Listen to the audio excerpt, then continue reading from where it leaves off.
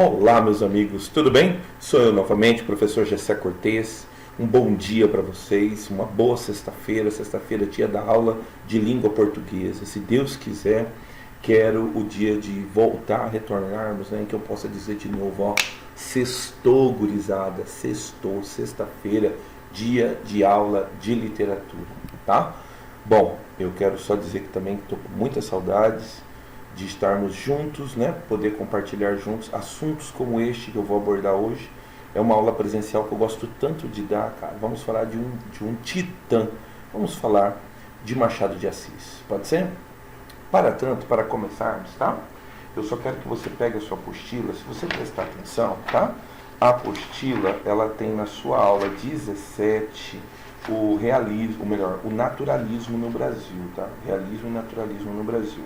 Aí tem um pequeno apanhado de Machado de Assis, isso na página 68. Contudo, eu achei por bem, né, já que falamos sobre o realismo em Portugal e falamos sobre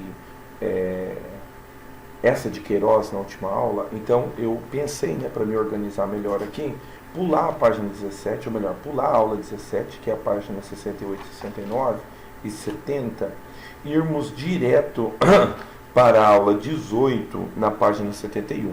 Aí, semana que vem, eu retomo a parte do naturalismo, a parte do naturalismo no Brasil. Naturalismo e naturalismo no Brasil, tá? Sempre lembrando que são 3 escolas que vão acontecer no Brasil concomitantemente, tá bom? Então, elas são escolas que vão acontecer ao mesmo tempo. Então, lembra, realismo, naturalismo e parnasianismo, tá? Então, para dar continuidade ao realismo, então eu escolhi hoje falar sobre Machado de Assis. Não vou conseguir terminar, por quê? Porque eu tenho 3 obras, né, necessariamente, né? A gente está nesse meio tempo, né, que a gente não sabe ao certo o que vai acontecer. A Conveste, né, já mandei no grupo do WhatsApp, a Conveste diminuiu a quantidade de livros, mas manteve o Machado de Assis no seu conto O Espelho. Então hoje eu não vou conseguir abordar esses elementos de uma maneira que eu possa resumir. Então o que eu fiz? Para tentar minimizar, né, o fato de nós não estarmos presencialmente, o fato da aula não ter o tempo que eu tenho, né, que eu teria necessariamente na nossa aula presencial, eu elaborei aquele resumão, tá bom? Então eu vou postar para o Edilson deve disponibilizar na plataforma, o resumo tanto do alienista, que supostamente é tema da UFGD para esse ano, quanto o espelho, que é tema da Conveste. A Conveste manteve o espelho.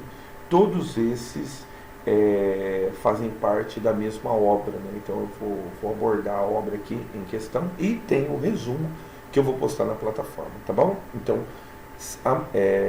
logo mais na minha live, né, eu vou falar a respeito dessas obras e também da obra da aula necessariamente, né, dedicar o análise de caso, né, que nós temos aqui na apostila, no finalzinho da apostila, que é a respeito do livro que é tema da UFMS, se não me engano, tema também da FUVEST, que é, no caso, Quincas Borba, tá? Então, semana que vem, ou melhor, semana que vem não, na minha live dessa semana, eu vou falar a respeito do Quincas Borba, que é a análise de caso da página 76, tá?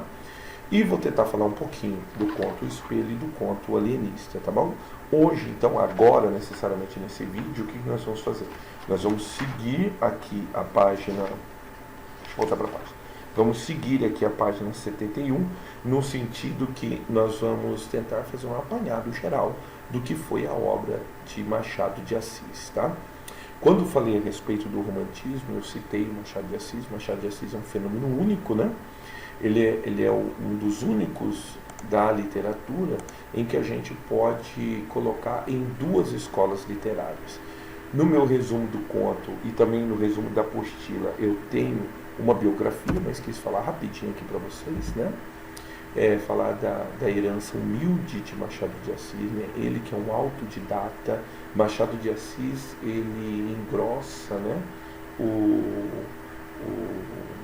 grupo dos brasileiros célebres que não tem diploma, né? Então, Machado de Assis não tinha diploma, tá? Então, Machado de Assis era um autodidata, né? Então, no caso aqui, o nome dele, Maria Machado de Assis, nasceu no Morro do Livramento, no Rio de Janeiro, tá? No dia 21 de junho de 1839, foi o dia do nascimento dele. Filho de Francisco José de Assis, tá? E de Maria Leopoldina Machado de Assis. Essa lavadeira e açoriana, quer dizer, ela veio da ilha dos Açores, tá? Que é uma ilha que fica ali no litoral, né, da costa africana, uma ilha considerada, foi durante muito tempo, né, uma dominação portuguesa. Então, supostamente ela é uma portuguesa, né, vinda da ilha dos Açores, casa-se com o Francisco José de Assis. Provavelmente, né, esse que era um negro, tá? Então, Machado de Assis era mulato, tá? Muito bem. Em 1851, seu pai morre e depois, né, sem recursos para estudar, autodidata, tá? Com apenas 14 anos, publicou o seu soneto A Excelentíssima Senhora D.P.J.A.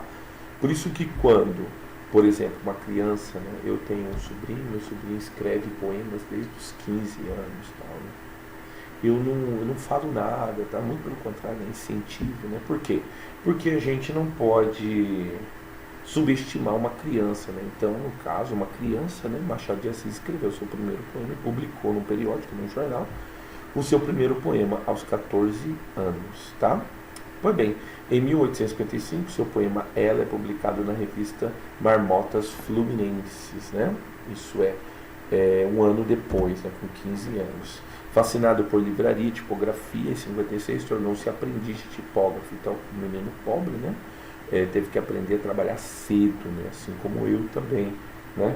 Então fui office boy, fui servente de pedreiro, né? Meu primeiro registro na carteira, guardo com muito orgulho, naquele tempo poderia ser feito, né? Aos 14 anos de idade, fui registrado como servente de pedreiro, né?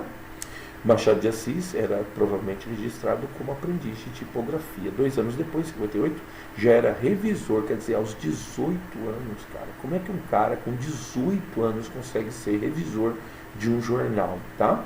Em 1860, redator do Diário Rio de Janeiro, cargo que aceitou a convite de Quintino Bocaiúva, o seu amigo. Em 69, casou-se com Carolina Augusta Xavier de Novaes, da qual, né, seria esposo durante 35 anos. Eu que tenho, né, meus 25 anos de casado já, né, cara?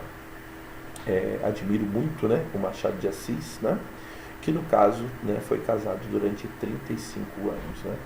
Bom, o Machado de Assis, ele tinha vários problemas de saúde, tá? Carolina foi a mulher ideal para Machado de Assis, esgotado pelo intenso trabalho de escritor e funcionário público. Machado sofria de epilepsia, ele era epilético, tá? E mais tarde veio a ser acometido de um câncer. A esposa ajudou-lhe não só nas revisões, como também no cuidado dele, né? Sempre doente, para aumentar seu sofrimento, em outubro de 1904, a sua esposa morre, né?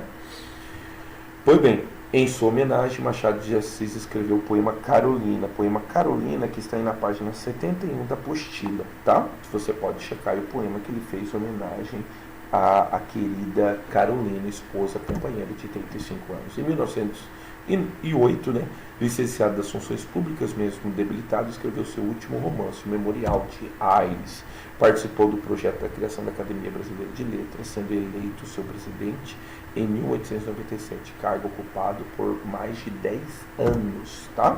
No dia 29 de setembro de 1908, Machado de Assis faleceu na casa 18 da rua Cosme Velho, no Rio de Janeiro, vitimado de câncer, tá? Muito bem, assim falece Machado de Assis, tá? Um titã da nossa literatura. Antes de falar das suas características, eu fiz aqui um breve compêndio de suas obras, tá bom? Então, no caso aqui, suas peças de teatro, tá? As suas poesias, tá? Então, aí você pode fazer a leitura com mais calma, tá bom? Depois. Bom, aí os seus contos, aí mais calma, né? Por quê? Porque esses contos serão temas tanto da UFGD como, no caso, o conto, né? Tema da Conveste. O espelho vai ser tema tanto da UFGD, quanto da Conveste, quanto da Unicamp, tá bom? Então, atenção ao conto O Espelho. E o conto O Alienista vai ser motivo da UFGD, tá bom? Então, muita atenção aos contos, sobretudo O Espelho e O Alienista, tá? Pois bem, Os romances, né, vale como, claro, como cultura geral, tal, esse apanhado, tal, para que você possa ler todos, por exemplo. Dom Casmurro não pode passar de ler. Como crítica da política e da sociedade de época, Esaú e Jacó não pode deixar de ler.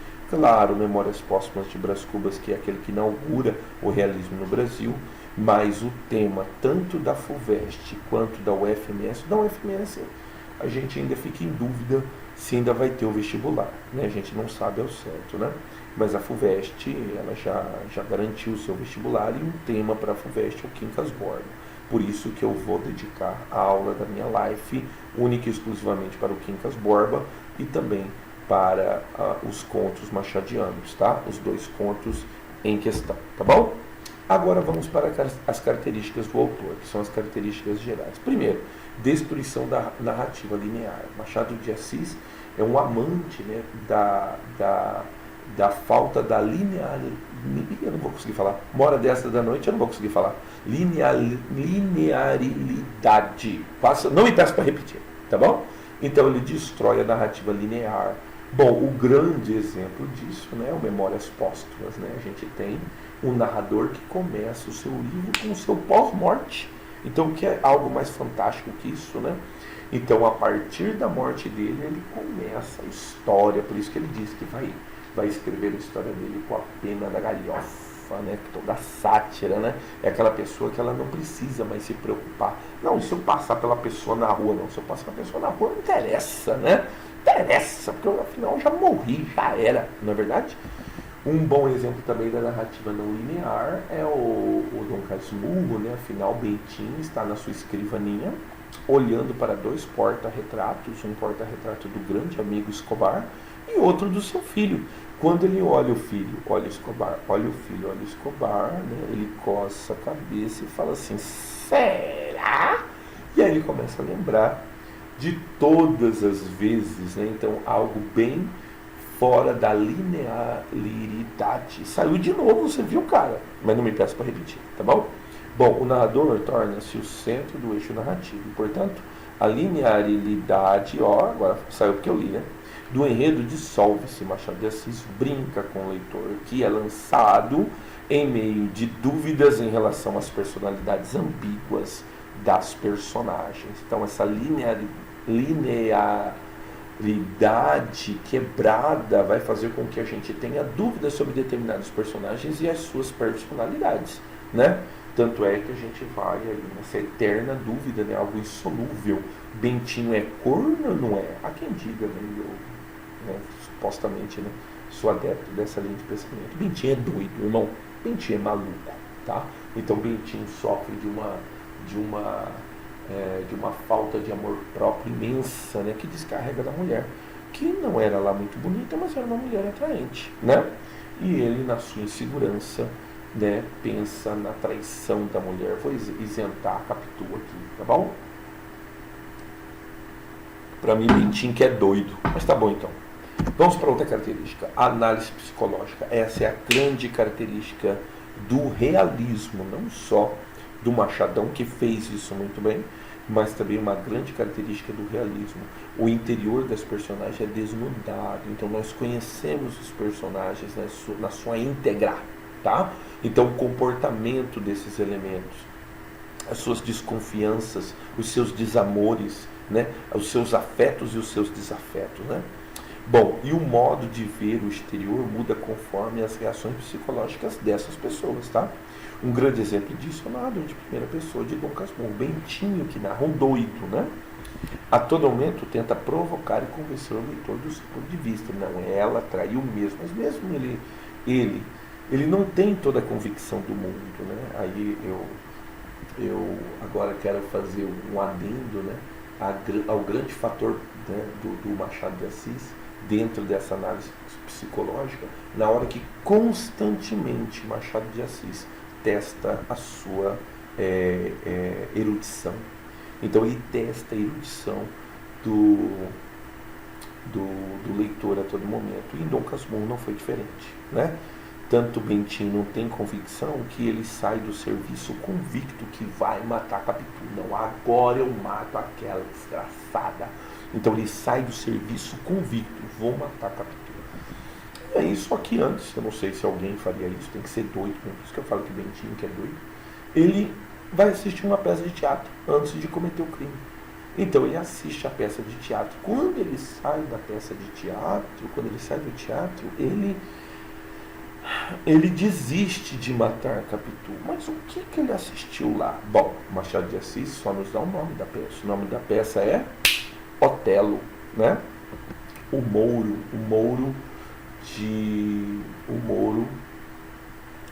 E agora esqueci o nome da cidade, né? Então, a história do General Mouro, né? A história do General Mouro, que se apaixona por uma menina branca, ele é mouro, negro, né?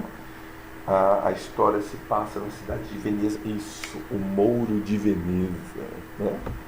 A cidade de Veneza é um principado, né? Na Itália, as cidades são principados, são cidades-estados, né? E aí Veneza tem uma rixa, né, com o pessoal de Chipre, né?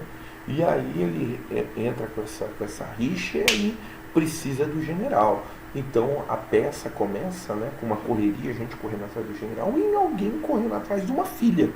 Porque alguém foi lá na janela, né, mais tarde a gente vai entender que é um pretendente de Desdémona, que foi lá para debaixo da janela caguetar que Desdémona estava naquele momento casando às escondidas com o general Moura. Por que as escondidas? Porque Otelo era negro, entendeu? Então Otelo marcou um casamento escondido com Desdémona. Nesse ato escondido, o pai sai para procurar a filha, porque alguém gritou lá na janela, né? Senhor, tem um ladrão na sua casa, roubaram a sua filha. Aí ele sai desesperado atrás da filha. Contudo, também tem pessoas desesperadas procurando o general. Por quê? Porque Veneza está em guerra com Chipre, né? Então tem que navegar, tem que reunir as tropas e navegar até Chipre. Nesse corre, Otelo fica sabendo, né? E aí Otelo vai até a presença dos senhores de Veneza e naquele lugar também está de camisola o pai da menina e o Otelo já vai em companhia da sua esposa. Ele casou com elas escondidas. Na hora lá, o pai da menina tenta denunciar o Otelo e tal, mas só que não é ouvido, né? Por quê? Porque eles têm um problema maior para resolver. O problema maior é a guerra com Chipre. E aí o general tal, não, as tropas já estão reunidas, tal, não, então a gente vai partir para lá. E aí o pai fica com cara de tonto, né? A demanda dele é inferior, afinal ele não defraudou nada, ele está casado com a menina, né?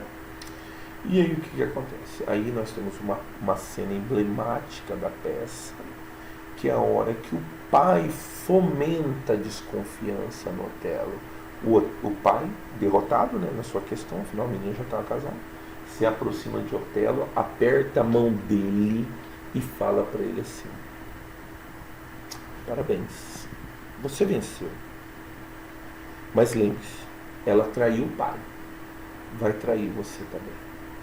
E aí ele coloca, né, essa semente no coração de Otelo. E aí eu tenho todo o desenrolar da peça que um personagem, né, na ganância de ter o comando do exército, tenta prejudicar Otelo. Como que ele vai prejudicar Otelo? Tentando convencer Otelo que a sua esposa o trai. Para tanto, ele inventa vários engodos. O nome desse personagem é Iago. Ele inventa vários engodos, até que convence o nosso personagem, né? Convence o Otelo que a esposa está traindo. Um convencimento, assim, tipo prova cabal, entendeu? Otelo tinha dado um lencinho, que foi da mãe dele, tinha dado para Desdémona, o nome do nosso personagem, Desdémona. E aí o que ele faz? Ele faz a camareira roubar, ele seduz a camareira, o Iago faz a camareira roubar o lencinho, pega o lencinho, coloca nas coisas de um oficial, né, de um tenente de Otelo, para o tenente guardar no bolso. E aí o que acontece? Como o lenço fosse dele. E aí ele convence o Otelo a fingir que está passando mal, porque o Otelo era epilético. E aí o menino tira o lenço do bolso e ele vê o lenço. Era necessariamente a prova cabal. E o menino ainda fala, né, que supostamente ele ganhou o lenço de uma noite, né, com uma dama, né, que inclusive era casada, mas realmente era casada, tá, mas era outra mulher. E não era o lenço da mulher, o lenço foi colocado ali de propósito pelo Iago. Conclusão, nós temos a prova cabal. Prova cabal que Bentinho não tinha.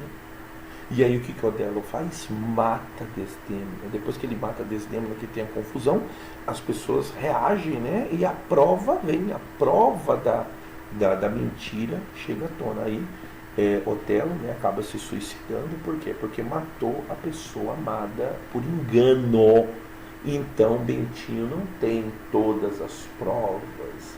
Ele então admite que Capitu pode ser inocente. Então, veja bem, eu cheguei até aqui para falar essa análise psicológica desses personagens, que são altamente trabalhados, altamente complexos, tá? Por isso que a gente, por exemplo, no caso, né, professores, a gente fica lê tal livro, lê tal livro, lê tal livro. Cara, teria que fazer parte da sua maturidade. Você tem que ir atrás, não como obrigação, mas lendo Dom Casmurro, se desafiar. Às vezes a linguagem, né? Pô, a linguagem, pá. Mas, cara, o tratamento psicológico que Machado de Assis faz com personagem é algo do fantástico pra lá, tá bom? Mas tá bom, tem outras características para ver. Aparência e essência. Então, Machado de Assis constantemente tratando da aparência e da essência. Há sempre essa dualidade nas obras machadianas, a segunda fase, que no caso, a sua fase realista, tá? Sempre quando alguém falar de segunda fase machadiana, ele está falando da fase realista. De um lado, vê-se o amor em contraponto à incapacidade de amar, né? Bentinho não amava nem a ele mesmo, né? Quanto mais amar Capitu, né? A solidariedade frente ao egoísmo, a autenticidade e a dissimulação, né? Isso muito presente, né, no conto A Cartomante, né? Como que os dois, né, no caso, né, o amigo, né, de Vilela, né, e a esposa de Vilela conseguem ser dissimulados, né, até o último momento, né? Até o último momento onde, no caso, é descoberta a traição. A luta entre os valores morais das personagens, né? A luta entre os valores morais, o racionalismo e o instinto, né? Então, a razão em detrimento do instinto, né? Evocando de novo a Cartomante, né?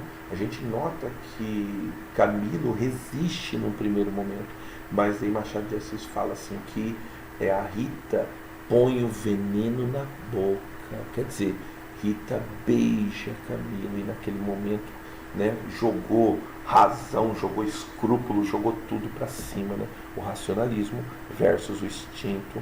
O mais interessante, porém, é que toda essa análise não esgota a imensidão das ações humanas descritas nas obras. Então, personagens altamente complexos, personagens altamente, né, desenhados, delineados. Por isso que, volto a dizer, mais do que uma leitura para o vestibular, é uma leitura para a vida, cara, tá?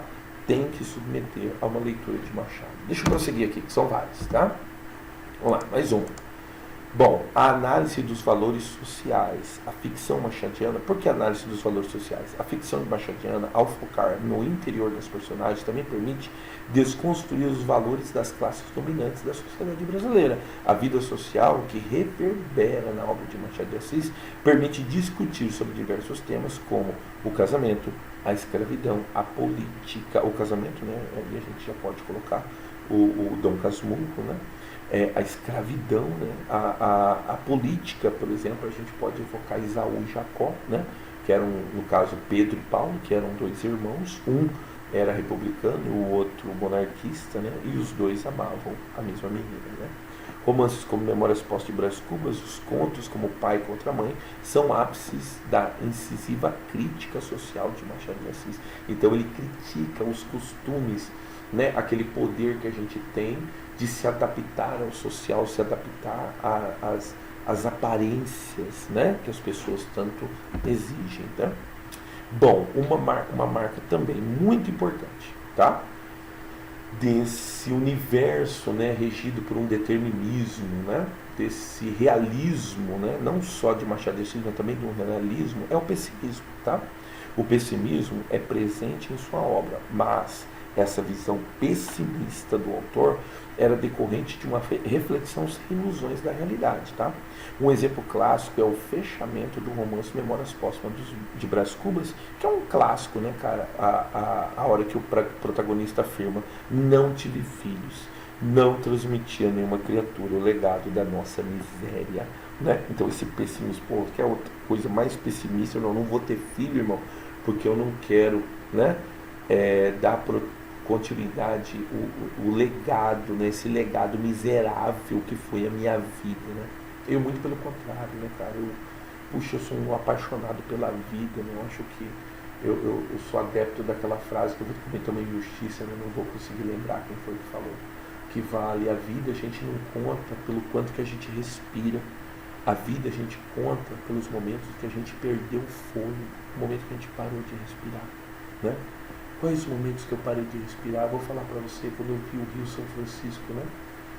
Pela primeira vez, né? Tanto ler João Guimarães Rosa, queria tanto conhecer o Rio São Francisco, e eu vi lá numa cidadezinha chamada Buritizeiro, né? Ele violento, bravo, e depois eu reencontrei o Rio São Francisco, calmo, né? Verde, lá na divisa de Sergipe, com Alagoas, né?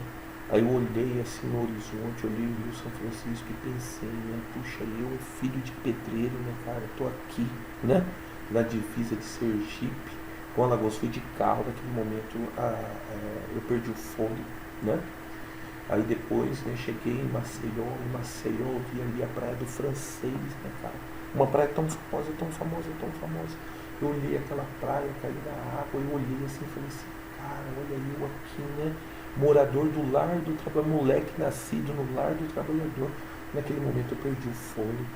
Então a vida a gente não mensura pelos momentos que a gente respira, a gente valoriza a vida pelos momentos que a gente perde a respiração, um presente que a gente ganha, um eu te amo que faz você perder a respiração, né? Não, Machado de Assis era altamente pessimista.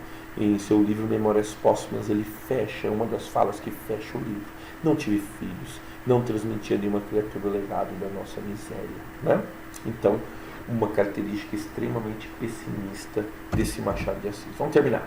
Humor, humor ácido, humor muito restrito, de extrema cultura.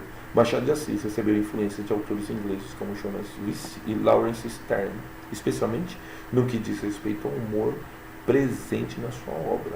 O leitor ri, mas no final fica desolado com os fatos apresentados. Olha só, cara. Então, esse humor ácido, né, presente em Machado de Assis. Desfaçatez de classe, tá? Por meio de personagens que estão em uma posição social abastada, Machado de Assis consegue denunciar suas imoralidades, seus desvios. Brás Cubas, por exemplo, apresenta diversos fatos de sua narração e evidencia o descaramento moral da época, né? Só lembrar da menina amada dele, que agora eu esqueci o nome, né? Que ela o amou, né, por 200 e tantos mil réis, né? Quer dizer, enquanto ele teve dinheiro para gastar com ela o amou. Quando acabou o dinheiro, acabou o amor, tá? E claro, a perfeição expressiva, a linguagem machadiana é inventiva e com alto grau de refinamento. Mesmo que parte do seu vocabulário pareça antigo, há uma sensação dominante de modernidade estilística. Por isso que eu digo, vale a pena a leitura dos clássicos? Vale. Por quê? Porque você tem que dar conta da sua redação. E a sua redação é o último dos seus problemas, né? Eu já compartilhei isso com vocês. Eu tenho um acadêmico, melhor, eu tenho 3 acadêmicos dentro de casa, mas eu vou contar do meu caçula em especial, né? Ele está fazendo o primeiro ano, menino de 17 anos, fazendo engenharia química. Qual que é o problema? Tem que escrever, cara. Tem que escrever artigo científico. E agora, tantas e tantas regras que agora, outrora, parecem coisas que eu nunca mais vou ver na vida. Não, muito pelo contrário. A língua portuguesa, claro, né, cara, se você quiser abandonar, você vou abandonar esse negócio de vida acadêmica, tal, vida profissional. Que mais é vida profissional? Aí beleza, né? Aí você vai ter uma língua portuguesa ali, rala, etc, etc. Mas se você, né, meu doutor, minha médica, meu médico, vai levar adiante a sua vida de pesquisa, é uma vida de escrever, colega. Então você vai publicar em revista científica, sabe escrever? Como é que se aprende a escrever? Se aprende a escrever com Machado de Assis, na sua leitura, né? Por isso que eu digo, a leitura dos clássicos ela é importantíssima, né? Para quem vai manter uma relação com a língua portuguesa daqui, sabe lá Deus, pro resto da vida, né? Pro resto da vida. Né, doutor? Espero que você, ao fazer seu doutorado, fazer dar continuidade à sua vida, né? Você lembre disso. Lembre que você vai continuar escrevendo, Por isso que vale a pena o contato com gente que escreve de maneira exata, igual Machado de Assis. Tá bom? Muito bem, essa foi minha prévia, tá? Quero só fazer um exercício com você. Abre lá na página 73, rapidinho, quero fazer o exercício com você, tá? O exercício é Mackenzie, olha como o exercício é difícil, cara. Por suas características, não se encaixa na prosa machadiana o trecho que aparece na alternativa.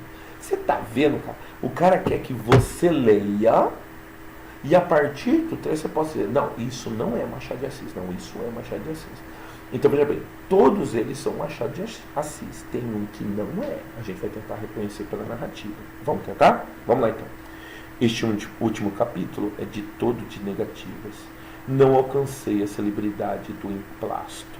Não fui ministro. Não fui califa. Não conheci o casamento. Altamente pessimista, né? Isso mesmo.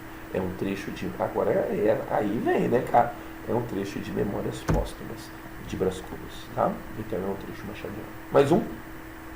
A leitora, que é minha amiga, e abriu esse livro com o fim de descansar da cavatina, né? Cavatina de ontem para a valsa de hoje, quer fechá-la às pressas e ver que beiramos um abismo. Não faça isso, querida. Eu mudo de rumo. Então, uma característica muito presente no Machado de Assis, né? Esse diálogo que ele tem com o leitor, né? E é interessante que às vezes ele faz um diálogo assim, que ele faz uma citação dele mesmo, um negócio incrível, né? Um trecho ele fala assim, penso ter dito no capítulo 2, ó, ele quer provocar, mas se você prestou atenção daquilo que ele falou, tá? Bom, esse trecho é de Dom Casmurro, tá bom? Letra C, vamos lá? Não sei se lhe meti algumas rabugens de pessimismo, pode ser, obra de finado, escrevia com a pena da galhofa e a tinta da melancolia. E não é difícil antever o que poderá sair desse conúbio. Claro, né? Uma célebre frase, né, de Machado de Assis, de Memórias Póstumas de Brás Cubas. Vamos tentar o outro? Letra D. Não sou criança, nem idiota. Vivo só e vejo de longe, mas vejo. Não pôde imaginar. Os gênios fazem aqui dois sexos, como se fosse uma escola mista, tá? Os rapazes tímidos, ingênuos, sem sangue, são brandamente impelidos para o sexo da fraqueza. São dominados, festejados, pervertidos como meninas ao desamparo. Olha, cara, esse trecho aqui é um trecho muito peculiar, hein? Esse trecho aqui é a narrativa do menino Sérgio em O Ateneu, de Raul Pompeia. Então esse trecho não pertence ao Machado de Assis, tá? Então veja bem, reconhecer aquilo que não é claro que é importante você reconhecer aqueles que são narrativas de Machado de Assis. Vamos tentar o último? O pior é que era coxa, uns olhos tão lúcidos, uma boca tão fresca, uma compostura tão senhoril e coxa.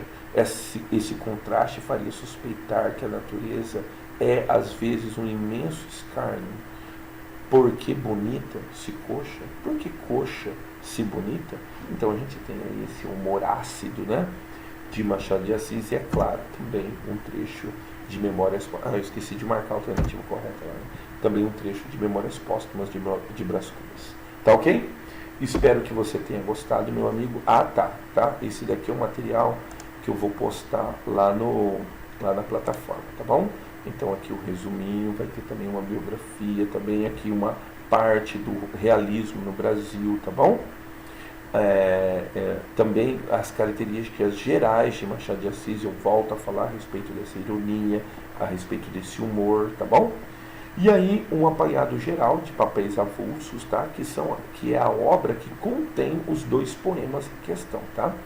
E aí tem primeiro a análise do alienista, um resumo e análise, então vários trechos com suas análises, um resumo e análise, e depois o espelho, que essas duas obras penso eu falar semana que vem. E aí eu tenho aqui, claro, não poderia faltar, os exercícios, tá bom? Tudo isso daqui vai estar disponível para vocês na plataforma, tá? Espero que vocês tenham gostado, meus amigos. Um abraço, tá bom? E até a minha live, tá? Até sexta.